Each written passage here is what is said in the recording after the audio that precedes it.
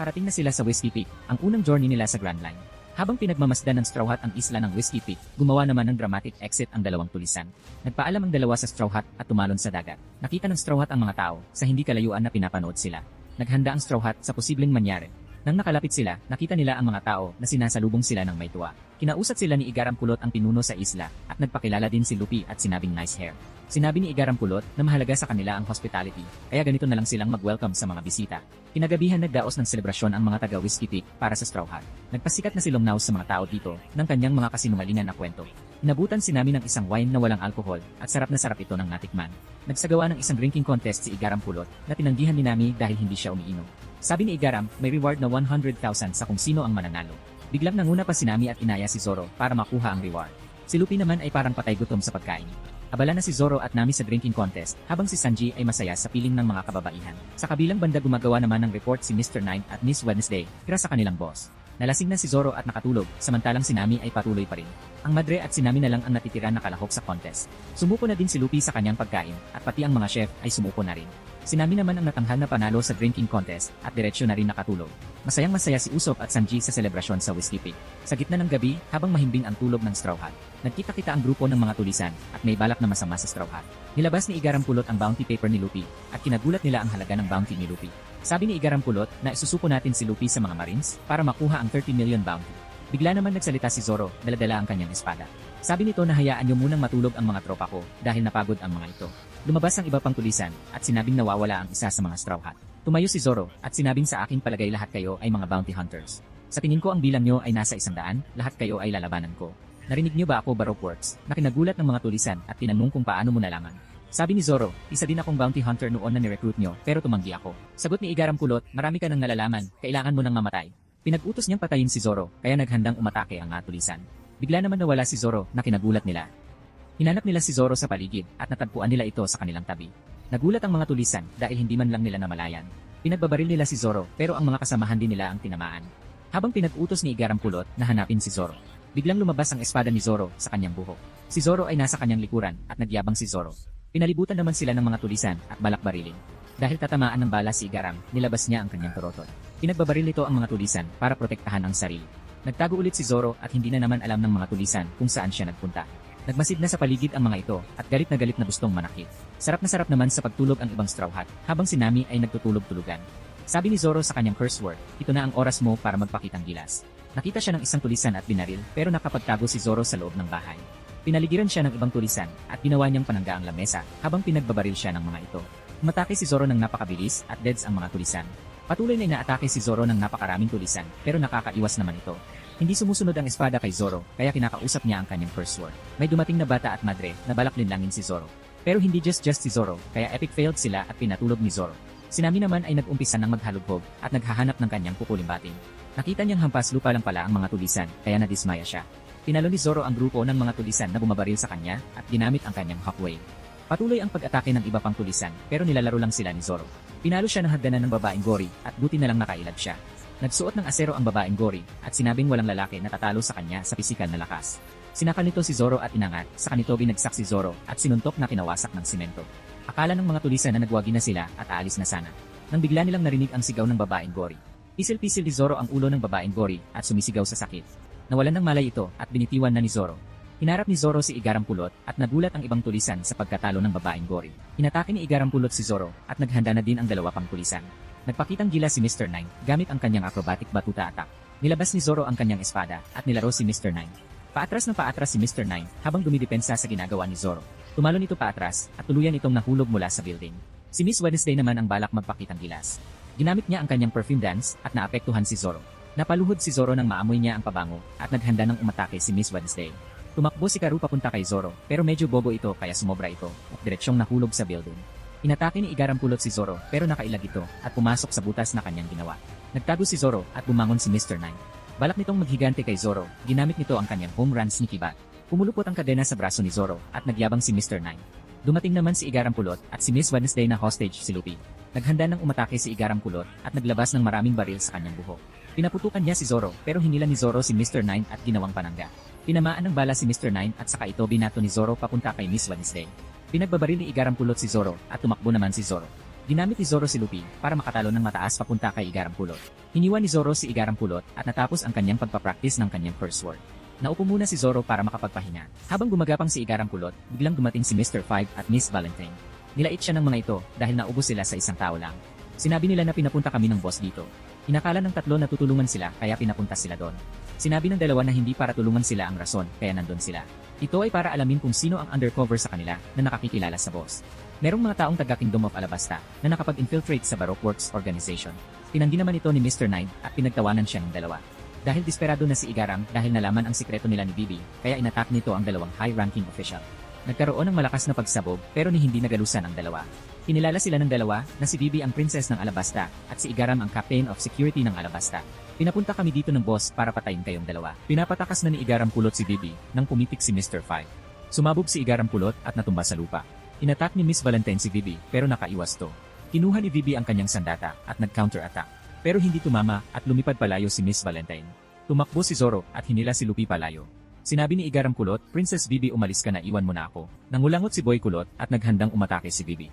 Nagpapakabayani naman si Mr. Nine at hinarap si Boy Kulot. Nagtatambling ito papunta kay Boy Kulot habang binibilog ni Boy Kulot ang kanyang kulangot. Pinitik ni Boy Kulot ang kanyang kulangot kay Mr. Nine at ito ay sumabog.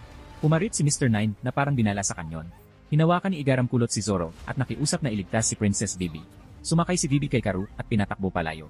Tumakbo si Karu at agarang hinabol naman sila ng dalawa. Sabi ni Igaram, nabibigyan siya ng reward pag nailigtas nila si Princess Bibi. Tinanggihan siya ni Zoro dahil gusto nilang patayin si Zoro kani-kanina lang.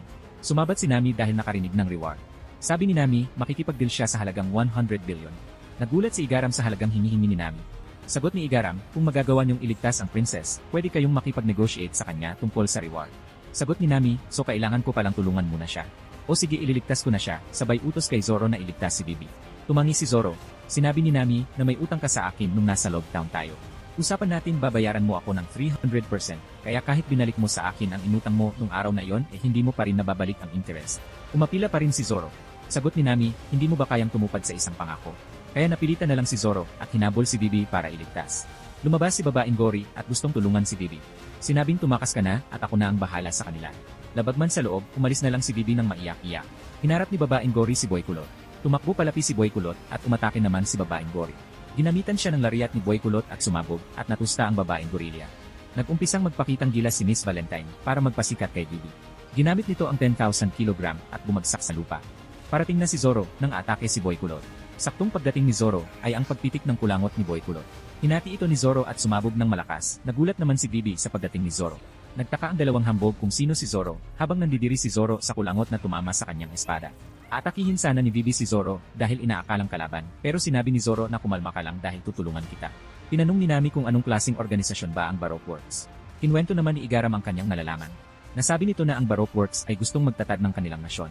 Meron silang code names at ang code name ng boss ay si Mr. Zero at walang nakakaalam kung sino ito sa mga miyembro ng organisasyon. Ang mga sumusunod na numero pataas ay ang sumusunod na malalakas na miyembro. Nakikipagchismisan ang mga hambog kay Zoro nang biglang dumating si Luffy at galit na galit. Binati ni Zoro si Luffy na akala niyang tutulungan siya. Sabi ni Luffy, kumanda ka sa akin sa mga ginawa mo na pinagtakahan ni Zoro. Sagot ni Zoro, ano ba ang sinasabi mo? Sagot ni Luffy, huwag ka nang magkaila. Walang ideya si Zoro sa ginagawa ni Luffy. Nagpaliwanag si Luffy na sinabi ng isang miyembro ng Baroque Works na ginulpi sila ni Zoro. Hindi makapagpaliwanag si Zoro dahil idiot nga ang ating bida. Pinigilan ni Zoro si Luffy para makapag-explain pero hindi nakinig si Luffy. Sinuntok ni Luffy si Zoro at wala nang magawa si Zoro. Nagpatuloy sa pag-atake si Luffy at umiilag lang si Zoro. Habang naglalaban sila Zoro at Luffy, tumakbo papaatake ang dalawang hambog. Sinipan naman ni Zoro si Luffy at tumama sa dalawang hambog. Tumalsik sila sa isang gusali at pinasabugan ni Boy Kulot si Luffy. Lumipad si Miss Valentine at balak atakihin si Zoro. Lumabas si Luffy bitbit si Boy Kulot at bumalik na sa tamang katawan. Ngayon seryoso na ang dalawang idiot sa kanilang laban. Nagyayabang naman si Miss Valentine pero hindi siya pinapansin. Inattack ni Miss Valentine si Zoro pero iniwasan lang siya nito. Seryoso na si Zoro at sinuot ang kanyang bandana at sinabing hindi na ako magpipigil na yon. Nagkahamunan na ang dalawang idiot at naghanda na sa pag-atake. Nagsabayan sila sa pag-atake at nagkasubukan ng lakas. Napigilan nila ang isa't isa at naghamunan pa. Nagpalitan ng atake ang dalawa, Dragon Twister ni Zoro, laban sa gambang pistol ni Luffy. Pareho silang tinamaan ng atake at tumilapon ang dalawa. Hindi naman alam ni Bibi ang kanyang gagawin, kaya naglakad palapit ito sa dalawa. Bumangon si Luffy at Zoro at aatakihin na naman ang isa't isa. Nagpalitan ng pag-atake ang dalawa at paktas naman ang laban. Hanggang nagkatamaan sila pero patuloy pa rin sa laban. Nag-usap ang dalawang hambog at sinabing hindi tayo pinapansin ng dalawa. Kaya naisip nilang atakihin sila Luffy at Zoro habang busy sa kanilang laban. Pasugod sila nang napansin sila nila Luffy at Zoro. Sinabi ng dalawa na wag silang makialam at saka sinuntok at tumilapon ang dalawang hambog. Sabi ng dalawang idiot, mga panira ng trip. Gulat na gulat si Bibi nang makita kung gaano kalakas sila Luffy at Zoro. Mag-umpisa na naman ang dalawang idiot sa naudlot nilang laban. Atake na sa isa't isa ang dalawang idiot pero dumating si Nami at sinuntok sila. Tumilapon ang dalawang idiot at napayakap sa lupa. Nagpaulan naman ng sermon ang bumanggerang si Nami at dinampot silang parang mga pusa. Nagtataka naman si Bibi nang mabanggit ni Nami ang reward. Sabi ni Nami, kailangan natin mag-usap para gumawa ng kontrata para sa reward. Binitiwan ni Nami ang dalawa at saka binigyan ng libreng kutos. Nagtataka lang si Bibi at gulat si Karo. Sabi ni Luffy, bakit hindi mo sinabi agad Zoro? Akala ko ginulpi mo sila dahil hindi kanila binigyan ng pagkain. Sagot ni Zoro, sino naman ang nasa tamang pag-isip na gagawin yan, sabay tawa si Luffy. Sinigawan sila ni Nami at nagpatuloy sa pakikipag-deal. Sabi ni Nami, iuwi ka namin kapalit ay 1 billion berry. Tinanggihan naman ni Bibi at kinuwento ang buhay nila sa Alabasta Kingdom. Isa itong great nation at peaceful kingdom noon. Pero ngayon dumadanas sila ng isang civil war at nagkakaroon ng pagre-rebelde ang mga tao. Nalaman ko na ang isang organisasyon na ang Baroque Works ang dahilan ng kaguluhan sa aming kingdom. Minamanipula nila ang mga tao sa aming kingdom kaya humingi ako ng tulong kay Igarang. Tinulungan niya ako na mag-infiltrate sa Baroque Works para malaman kung sino ang leader at plano nila. Ang plano nila ay i-take over ang Alabasta Kingdom kaya kailangan kong makabalik. Para mapigilan ang kaguluhan bago pa mahuli ang lahat. Tinanong ni Luffy, nakilala mo ba kung sino ang leader? Nagulat si Bibi at hindi masabi ang pangalan. Sinabi nito na hindi mo pwedeng malaman dahil pag nalaman mo malalagay ang buhay mo sa panganib. Alam kong malakas kayo pero hindi nyo kakayanin ang isang miyembro ng 7 Warlords of the Sea na si Crocodile at gulat na nadulas siya sa pangalan ng leader.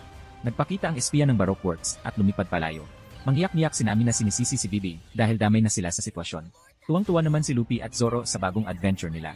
Naiyak na lang si Nami dahil hahantingin sila ng isang warlord sa Grand Line. Habang si Luffy at Zoro ay gigil na makilala si Crocodile. Naglakad paalis si Nami nang makita niyang ginuguhit siya ng espiya at lumipad paalis. Biglang dumating si Igaram at sinabing meron siyang plano.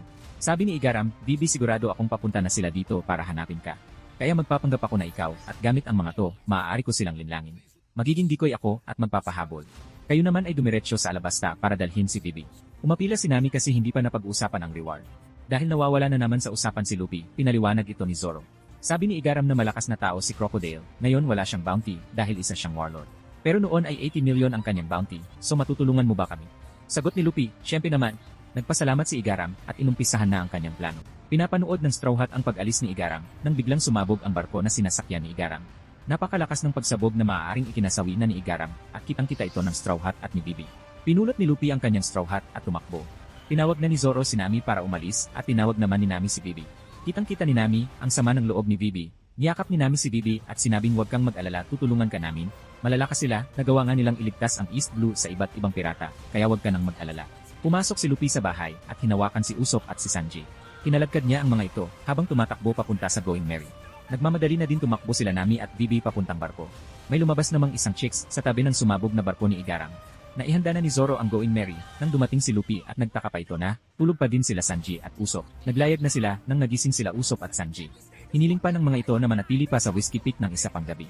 Sabi ni Zoro, iniwan na lang sana natin sila, si Nami naman ay kinausap sila ng suntok. Parating na sila sa dagat nang biglang nagsalita ang chicks at walang may alam na nakasakay ito sa Going Merry. Kinumpronta nila ito at tinawag ni Bibi na Miss All Sunday. Tinanong ni Nami, sino ang partner niya? Sagot ni Bibi, ang partner niya ay si Mr. Zero, ang boss at siya lang ang nakakaalam ng totoong pagkatao ng boss. Ito pala si Miss All Sunday ang nakatuklas sa ginagawang infiltration ni Bibi at Igaram sa Baroque Works. Inamin ni Miss All Sunday na siya ang nagpasabog sa barko ni Igaram na kinagalit ni Bibi.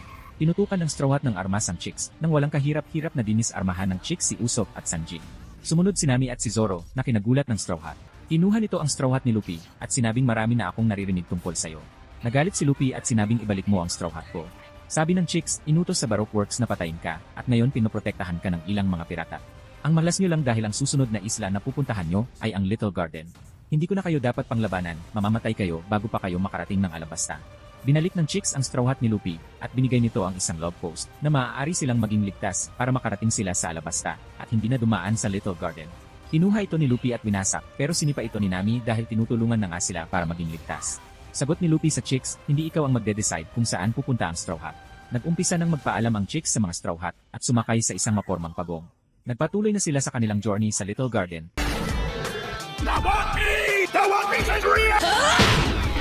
To see more, just press the subscribe button to be notified by YouTube.